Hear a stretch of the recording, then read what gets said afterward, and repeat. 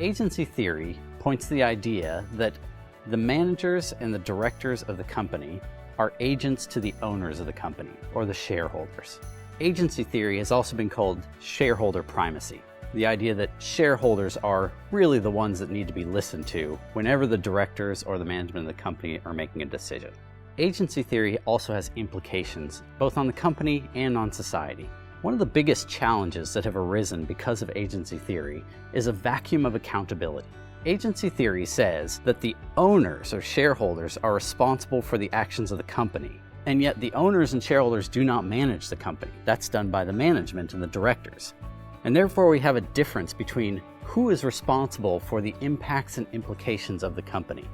And this creates that vacuum of accountability, where a company can create negative impacts on the environment and society, but there is no one within the company that is responsible for those impacts. The second challenge from agency theory has been the externalization of environmental and social aspects.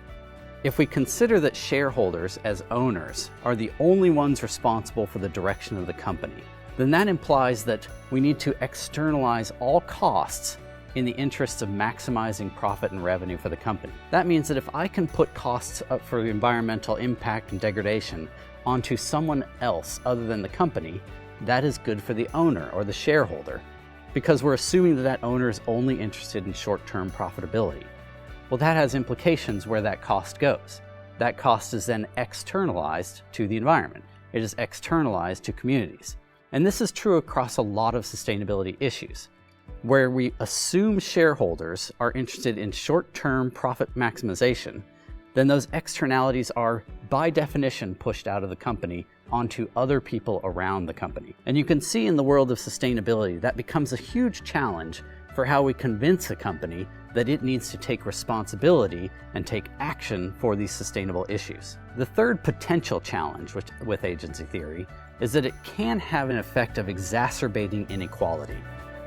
If a company is meant to bring resources in, convert those resources or capitals into financial capital, and return them to a small group of shareholders, then we are essentially concentrating capital into the hands of a few. And that can be the definition of exacerbating inequality. Exacerbating inequality can have impacts on the company itself. It can slow growth down. It can make it more difficult to recruit and retain strong talent, and a variety of other impacts.